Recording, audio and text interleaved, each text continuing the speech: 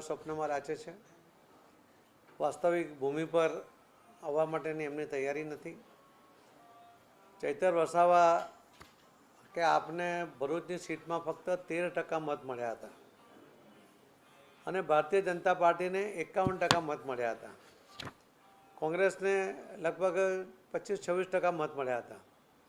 બંનેના મતો ભેગા કરીએ તો પણ લગભગ 13% મત ભારતીય જનતા પાર્ટીના વધારે છે।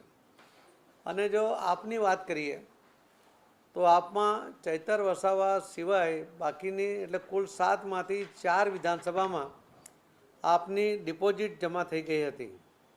એટલે આ પ્રકારનો એનો રિપોર્ટ છે કે 7માંથી 4માં એની ડિપોઝિટ જમા થઈ અને છતાં આ ગઠબંધન કરીને એમણે 2 સીટ ઉપર ભરૂચ લોકસભા અને ભાવનગર લોકસભામાં જીતવા માટેનો એક પ્રયત્ન કરી રહ્યા છે।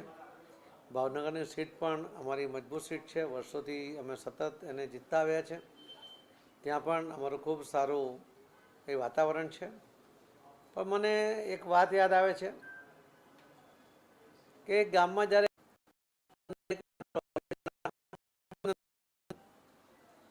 અને એમાં આગમાંથી બહાર નીકળવા માટે એવો નિર્ણય થયો હતો કે જે આંધળો છે એ ચાલી શકતો હતો, તો એના ખભા ઉપર એ લંગડો બેસી જાય અને જે ઉપર બેઠો એ લંગડો હતો એ રસ્તો બતાવે અને આંધળો એ રસ્તા પર આગળ વધે ને એ રીતે લોકો આગમાંથી બહાર નીકળી શક્યા હતા। પછી અમને લાગ્યું કે એમનું ગઠબંધન સારું છે, સફળ છે અને એટલા માટે એમણે મંદિર ઉપર ભિક્ષા માંગવાનું શરૂ કર્યું અને ભિક્ષા માંગતી વખતે જે પૈસા આવતા હતા એમાંથી એ લોકો બંને સરખા ભાગે વેચી લેતા હતા। પણ ધીમે ધીમે જ્યારે એ જે આંધળો હતો એને લાગ્યું કે હું જેનું વજન ઉપાડું છું એનું વજન વધી રહ્યું છે, એનો મતલબ છે કે જે ભાગ સરખો પડતો નથી અને વિશ્વાસઘાત થઈ રહ્યો છે। એટલે આંધળો અને બહેરાનો જે વિશ્વાસઘાત થયો હતો એવો જ સ્થિતિ અહીંયા પણ થવાની છે। અહીંયા પણ આંધળા અને બહેરા 2 જણા ભેગા થઈને ગુજરાત જીતવા માટેનો દિવા સ્વપ્નમાં રાચી રહ્યા છે। હું ચોક્કસપણે આપણે ખાતરી આપું છું કે જે ગયા વખતે 126 સીટ ઉપર આપની ડિપોઝિટ જમા થઈ હતી એમાંથી એણે બોધપાઠ લઈને આ વખતે ફક્ત 2 સીટ માટે પણ તૈયારી બતાવી એ જ બતાવે છે કે એણે પોતે હાર માની લીધી છે।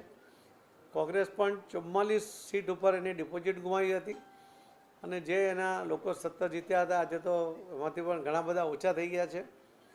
તો એ જે સ્થિતિની અંદર જ્યારે કોંગ્રેસના આગેવાનો, કોંગ્રેસના ચૂંટાયેલા સભ્યો પણ જીતની કોઈ શક્યતાઓ જોતા નથી, ત્યારે આવા ગઠબંધનને કારણે ગુજરાતમાં એમને કોઈ જશ મળવાની કોઈ પણ શક્યતા નથી।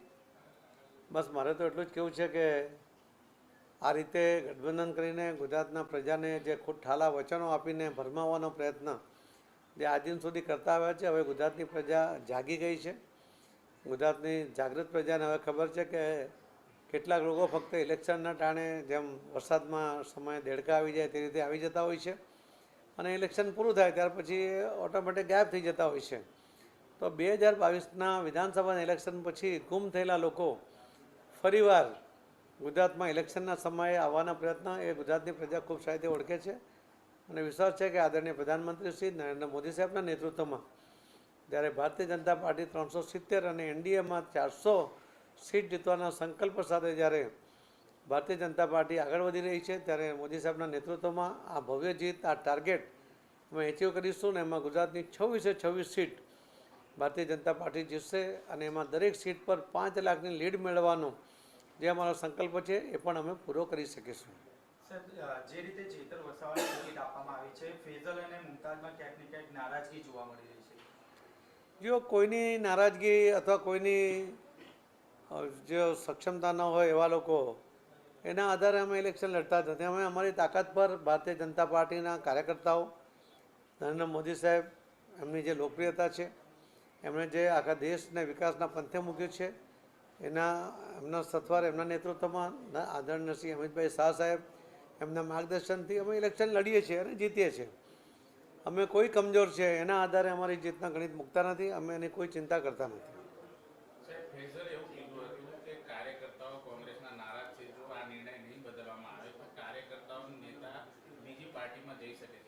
ભાજપમાં સૌને આવકાર મળી રહ્યો છે, તો ફૈઝલ અને મુમતાઝને ભાજપમાં આવકાર મળશે? જો કોંગ્રેસના નેતા કે એના કાર્યકર્તાઓ જે વિચારતા હોય છે એમના અસ્તિત્વ માટે વિચારતા હોય છે. એમને ખબર છે કે જો એમની સાથે ગઠબંધનમાં જશે તો એમનું જે નેતૃત્વ છે એ સમાપ્ત થઈ જશે, અને એટલા માટે એમની નારાજગી ચોક્કસ છે, અને નારાજગીની અસર અને એનો ભોગ બંને પાર્ટીઓએ દરેક જગ્યાએ ભોગવવો જ પડશે.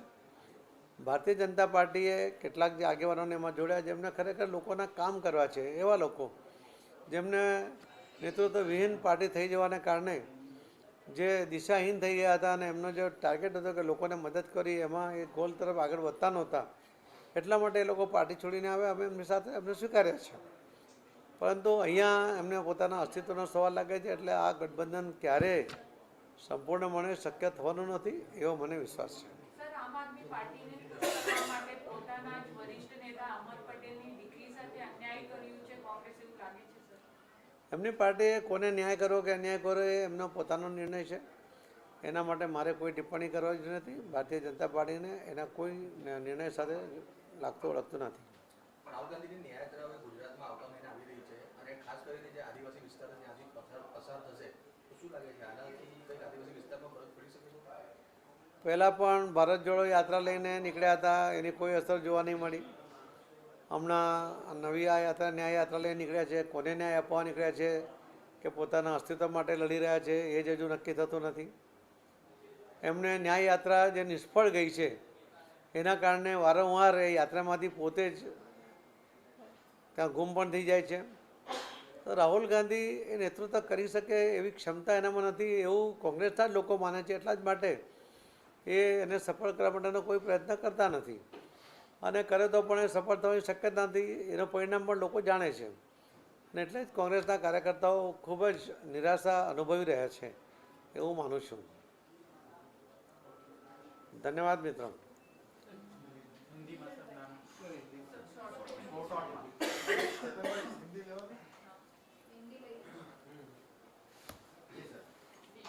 नमस्कार.